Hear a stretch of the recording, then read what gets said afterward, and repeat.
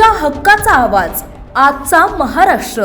पुणे आणि पिंपरी चिंचवड परिसरात मिथेनॉल मिश्रित बनावट दारू प्यायल्याने तब्बल 26 जणांचा बळी गेल्याच्या प्रकरणातील मुख्य संशयित आरोपी दत्ता उर्फ भाऊ लोंढे याला सीआयडीने अखेर अटक केली आहे।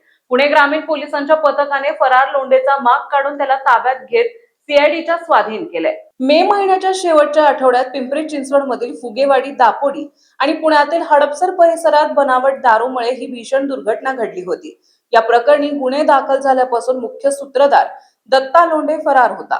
या गंभीर प्रकरणाची दखल घेत सीआयडीने आरोपींवर मकोका अंतर्गत कारवाई केली आहे।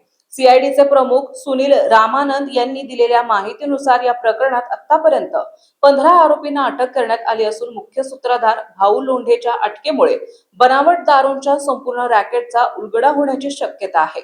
मुख्य आरोपीच्या अटकेनंतर आता या बनावट दारूच्या साखळीत आणखी कोणाकोणाचा सहभाग आहे याचा शोध सीआयडी अत्यंत वेगाने घेत आहे।